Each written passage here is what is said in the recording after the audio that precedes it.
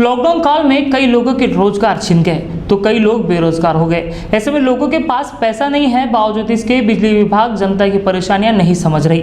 MSCB ने connection metre काटने की मुहिम शुरू की है। इसके तहत अगर बकाया राशि किसी ग्राहक के पास है तो जब तक ग्राहक बिजली बिल नहीं भरता तब तक उनका बिजली कनेक्शन एमएससीबी के कर्मचारी काट देते हैं। जिसके बाद आप पार्टी ने लोगों के बिजली कनेक्शन जोड़ने की मुहिम हाथ में ली है। आप पार्टी के प्रभात अग्रवाल ने टिमकी क्षेत्र के काटे गए बिजली कनेक्शन जोड़ दिए, जहां कई लोगों को 20 से 25 हजार रुपए बिल भेजे गए थे। आम आदमी पार्टी द्वारा बिजली जोड़ो अभियान पूरे शहर के अंदर में चालू है। जिस तरीके से दिल्ली के अंदर में 200 यूनिट फ्री है, हम चाहते हैं कि नागपुर के अंदर में भी बिजली फ्री हो। ना कोराड़ी खापड़ खेड़ा के अंदर में बिजली का उत्पादन होता है। नागपुर क्षेत्र के अंदर में नितिन राउत साहब ने चुनाव के पहले ये बोला था कि नागपुर शहर के अंदर में 100 यूनिट बिजली हम माफ करेंगे। हमारे जो चीफ मिनिस्टर है उद्धव ठाकरे साहब ने भी ये बोला था कि 30% बिजली के अंदर में सब्सिडाइज करके 30% बिजली माफ किया जाएगा। तो फिर नागपुर की जनता का यह सीधा तौर पर सवाल है कि गए साल 30% जो बिजली बिल में इंक्रीज हुआ है वो काहे के लिए हुआ, और इस साल 20% बिजली के अंदर में जो हाइक हुआ है, रेट बढ़े है, ये क्यों बढ़े? मतलब साल भर पहले जिसके यहाँ गए साल 2020 के अंदर में मार्च महीने में जिसने 1 लाख रुपए अगर बिजली का बिल भरा है तो उसको इस साल अप्रैल महीने के अंदर में 1,52,000 रुपए का बिजली का बिल आया है। मतलब 50% तक की बढ़ोतरी, 50% का बढ़ोतरी सीधा सीधा एक साल के अंदर में आघाड़ी सरकार ने किया है, जो कि लोगों को जीवन जीने के लिए, लोगों को कहीं ना कहीं लॉकडाउन के अंदर में घर पे बिठाने के बाद में उनके ऊपर में इतना बड़ा प्राइस रेट जो हाइक हुआ है, ये अन्याय है। आम आदमी पार्टी इसका विरोध करती है, और जहां पर भी आम आदमी पार्टी को ये खबर मिल रही है कि लोगों की बिजली काटी जा रही है तो हम लोग जाके उसको जोड़ रहे हैं, क्योंकि ये एक प्रकार से इन लोगों पे अत्याचार है, जनता के ऊपर सीधा तौर पे अत्याचार है। मद्रास हाईकोर्ट ने ये स्टेटमेंट दिया था कि जो बिजली है वो जीवन आवश्यक वस्तु है। मतलब रोटी कपड़ा मकान के बाद में बिजली जो है वो जीवन आवश्यक वस्तु है। इस जीवन आवश्यक वस्तु को सरकार छीनना चाह रही है। बिजली जो है, बिजली वो नितिन राउत जी की नहीं है, बिजली नितिन गडकरी जी की नहीं है, बिजली ये आम जनता की, हम लोगों की बिजली है। हम लोगों ने आज अपने हाथ से हमारे हिस्से की बिजली ले ली। आपने अभी तक कितने घरों की है?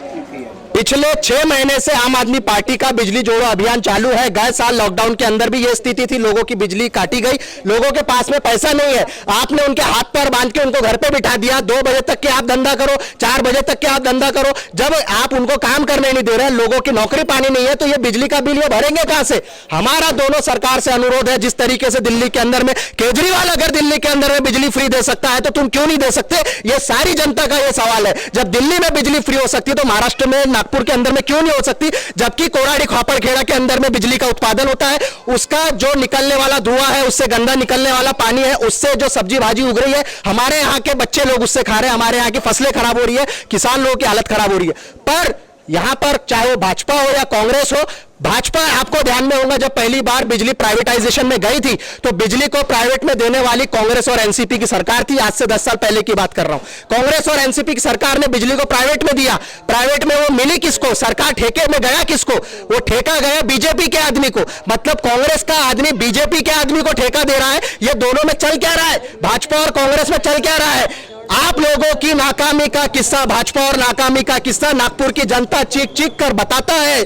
बताओ दोनों नितिन गडकरी और नितिन राउत, बताओ दोनों नितिनों कि ये रिश्ता क्या कहलाता है? दोनों के बीच का रिश्ता क्या है कि वो आपका उनके काम कर रहे हो या आपके काम कर रहे हो, और जनता यहाँ पे मर रही है। हमारी सरकार से अपील है कि तत्काल आपने जो ये एमएससीबी के कर्मचारियों को आज जो भेजकर लोगों की बिजली काट रहे हो, तत्काल इसको रोका जाए। न तो याद रखो आने वाले समय में जितने भी सरकारी अधिकारियों के खुद के घर है, इनकी बिजली काटने का काम आम आदमी पार्टी करेंगी। हमारे ऊर्जा मंत्री नितिन राउत साहब, जिनको देखकर ये लगता नहीं कि वो ऊर्जा मंत्री है, पर ऊर्जा मंत्री साहब के घर की भी बिजली काटने का काम आम आदमी पार्टी को करना पड़ेगा।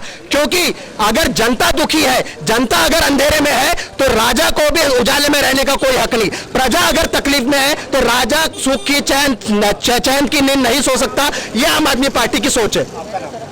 प्रभात अग्रवाल, संघटन मंत्री, मध्य नागपूर। माझं नाव चंद्रकांत मुलचंदजी खरे आणि माझ्याकडे का नाही 23,000 म्हणजे समथिंग म्हणजे 27,000 रुपये बिल त्याने पाठवलं मला।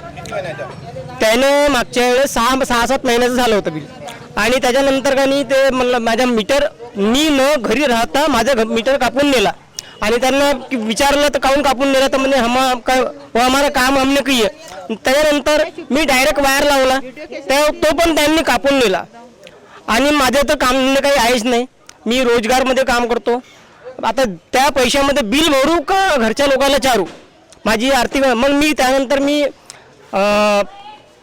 साहेबांना भेटलो, अग्रवाल साहेबांना, आणि त्यांनी माझ्याला हेल्प केली. कधी डरना नाही, हम लगा देंगे. आम आदमी पार्टीचं जे बी सांगितलं त्यांनी मला, म्हणजे मी लावून देईन. आणि माझावाला वायर त्यांनी आज लावून दिला. मी त्यांचं अभिनंदन का.